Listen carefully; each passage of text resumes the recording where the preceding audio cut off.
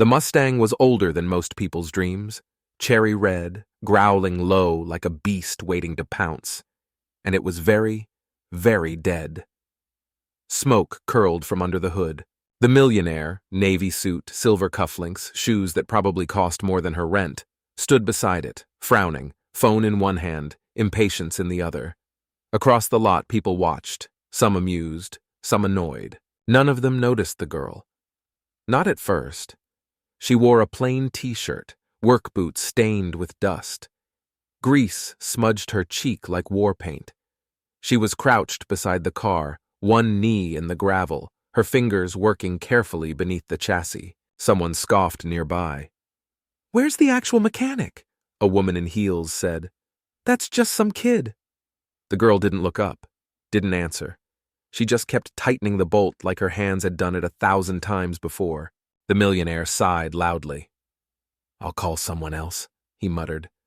Then she stood, wiped her hands on her pants. "Try it now." He blinked. "What?" "The ignition," she repeated. "Turn it." He raised an eyebrow, half amusement, half insult, but he turned the key. The engine coughed, once, twice, then roared to life. The crowd gasped. The girl just smirked. And that's when he saw it. The glint, the ring, on her left hand. Not just any ring, but one he recognized. His eyes snapped to hers. "Where did you get that?" he asked, voice low. She didn't smile, didn't speak. She just looked him straight in the eye, and everything shifted. They only saw the dirt under my nails, the sweat on my neck, the oil stain on my jeans, the calluses on my fingers. What they didn't see was everything that got me there. I grew up in a garage, not metaphorically, literally. My dad ran one just outside town. Not fancy, not corporate, just a couple of bays, some busted coffee machines, and enough tools to fix anything with wheels and a pulse. I learned to walk between oil pans, learned to curse when I was 10, learned to weld at 12. We didn't have money, but we had honesty, grease-stained hands and full hearts. And I was proud of that. Until Dad got sick, the kind of sick that no wrench could fix.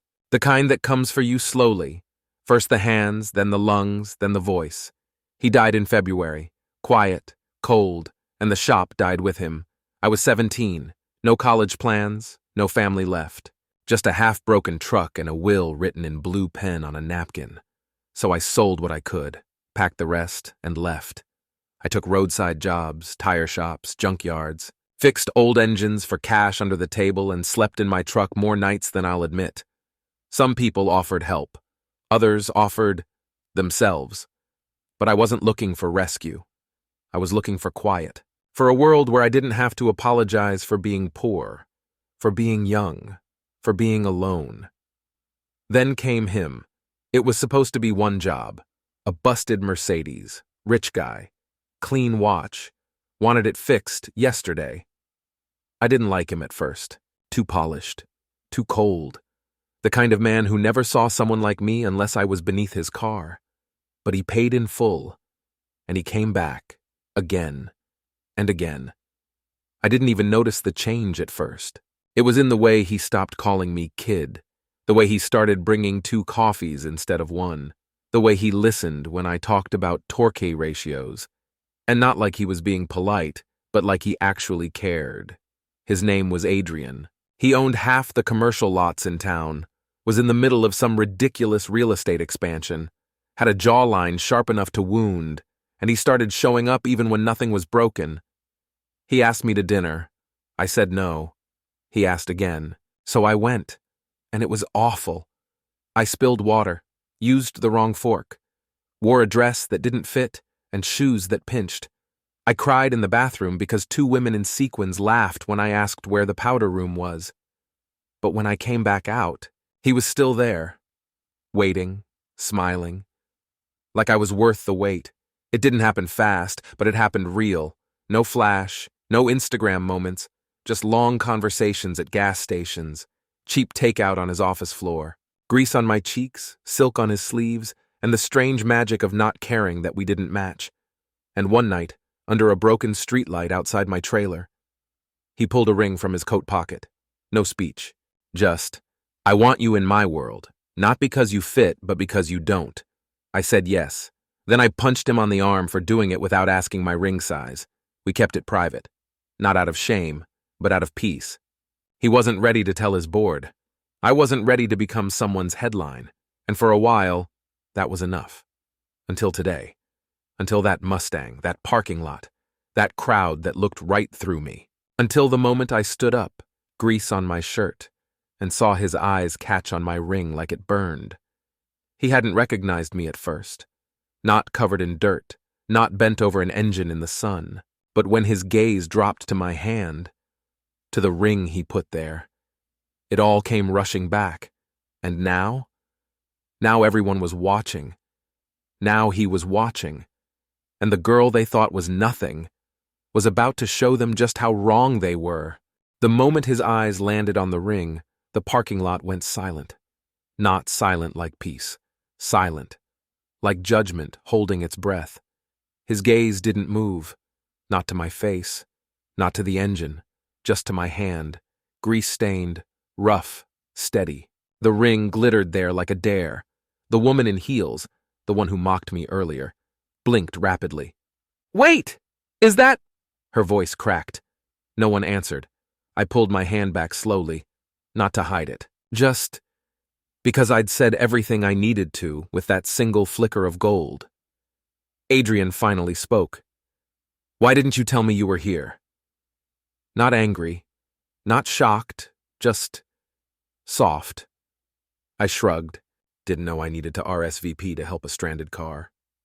A pause. Then he laughed, low, warm, the kind of laugh that pulled memories up from the dust and made them breathe again. But no one else laughed, because they still didn't get it. They still saw me in that dirty shirt and boots and ponytail standing in a gravel lot fixing his Mustang, and they couldn't compute that this girl was his. One man cleared his throat awkwardly. Another turned away like pretending not to see would erase his earlier snicker. Even the woman who called me some kid stepped back, her eyes darting to the ring, then to Adrian, then to me, like watching a live version of a headline she didn't know how to process. He stepped closer, slow, measured, like the distance between us wasn't made of dirt and oil and silence, but of all the things unsaid. "You still wear it," he said, his voice quieter now. "You gave it to me," I replied. "I wasn't the one who got scared." His eyes dropped. He deserved that. It had been 3 months. 3 months since he said we should take a break. Not because he didn't love me, but because our worlds are too different. 3 months since I'd kissed him goodbye on the hood of my truck and told him I wouldn't wait forever. And yet, here we were. Him, in a $5,000 suit. Me, covered in engine grease, and still connected by that one shining promise on my finger. The Mustang hummed quietly beside us, its engine steady now, like the calm after a storm. "They thought I was nothing," I said softly, eyes scanning the faces that had dismissed me just moments before. "They don't matter," he replied. "But you did," I added, sharper than I meant to, "and you left anyway." That landed. I saw it in the way his jaw tightened, not in anger, in regret, in memory, in everything we'd both avoided saying. But before he could speak again, the woman from earlier stepped in, bold as ever. "I didn't realize you knew each other," she said, her voice tight. Adrian looked at her, then at me, then back. "She's not just someone I know." He didn't raise his voice, didn't make a scene. He didn't have to. "She's my fiancée." And just like that, the world shifted. Not for me, I already knew who I was, but for them. Every one of them who had whispered, laughed, ignored, their faces turned pale or flushed or blank, like a mirror had suddenly been turned on their own ugliness. But I didn't revel in it, didn't smirk or say, "I told you so." Because the truth? I didn't need their apology. I didn't need their approval. I already had something more powerful than their permission. I had the truth, and now they had it too. You could feel the silence change. At first it had weight, heavy, judging, smug. Now, it trembled, like it realized it had miscalculated the storm. No one dared speak, not the woman in heels, not the man who laughed, not the valet who had side-eyed me earlier. They all just stood there, frozen, watching. Adrian turned toward them slowly. He didn't need to say much, just 4 words. "She's my fiancée." And the ground shifted beneath their feet. The woman in heels gave a sharp, breathless laugh, the kind people use when their entire sense of superiority collapses. "Oh, I didn't realize—" "You didn't care to," I said. My voice was calm, clear, deadly in its softness. "You looked at me and decided I wasn't worth noticing, that I couldn't possibly belong here." She blinked, mascara threatening to run. "It wasn't personal." "No," I agreed. "It was worse. It was instinct." The man in the blazer, still holding his espresso like it could shield him, cleared his throat. "So, she's really—" "Yes," Adrian said. "She's the reason this Mustang is running, and the reason half of my real estate deals didn't crash during last year's chaos. But you wouldn't know that, would you?" His voice wasn't raised, just focused, directed, like every word was a mirror aimed at the people who had flinched from seeing her clearly. The Mustang purred quietly behind us, the only sound left. I turned toward it, wiped a smear of grease off the hood with my sleeve. A habit, then faced the crowd again. "I don't care that you laughed at me," I said. "I've been laughed at before." "But you didn't just laugh. You dismissed me. You decided I didn't belong because I looked like work, because I didn't shine enough to matter." I stepped forward once, not aggressive, just grounded, solid. "But the truth is, I've always belonged. Not because of the ring, not because of Adrian, but because I never needed anyone's permission to be worthy." They didn't clap, they didn't cheer, they just watched, silent, ashamed. And I let them sit in it, because sometimes silence is the only apology you get. Adrian stepped beside me then. Our fingers brushed, a whisper of contact that felt louder than 1,000 words. He leaned in. "You still wear it." "I never took it off," I replied. "I didn't deserve that," he whispered. I nodded. "No, but I didn't wear it for you. I wore it for me." His eyes softened. "Come back." "We'll see," I said, not smiling. Just letting him feel the cost of his hesitation. Then I turned to the Mustang. "You're good now," I said, patting the hood. "But if it stalls again, you know where to find me." I walked away, slow and steady, boots crunching over gravel, no spotlight, no dramatic music. Just a girl in grease-stained clothes leaving behind a crowd that would never forget the moment they learned power doesn't always wear polish. Sometimes it wears oil. And a ring they weren't ready to recognize. The gravel crunched beneath my boots like punctuation. Every step away from that parking lot felt like a sentence finally ending. A story I no longer owed anyone. They'd called me poor, unworthy, invisible. But that moment, when their silence stretched longer than their laughter ever had, that was worth more than any apology. I didn't look back. Didn't need to. The image was burned into them, not me. A girl in oil-stained denim, a diamond on her hand, and a voice strong enough to remind them who they really were when no one was watching. Adrian didn't follow right away. I didn't expect him to. That's the thing about distance. Sometimes you need it to remember what matters, and sometimes, so do they. When he did catch up with me later, hours later in front of my truck under a burning orange sky, he didn't try to explain. He didn't beg. He just leaned against the fender, hands in his pockets, watching the sun dip low behind the trees. "I didn't know how to protect you from them," he said. I nodded slowly. "You weren't supposed to."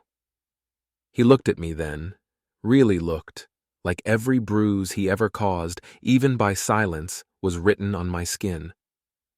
"You still wear the ring." "Because I love you," I said. "Not because I need to be rescued." A long pause. Then, "Come home." I looked out at the horizon and smiled. Maybe I already am. Because home isn't always four walls or a name on paperwork. Sometimes it's your own voice echoing in your chest. Sometimes it's a car you just brought back to life with your bare hands. Sometimes it's the quiet knowledge that no one gets to define you unless you let them. They thought they saw a poor little girl. They didn't know I was forged in flame, lifted by grief, and tempered by every single time someone called me less.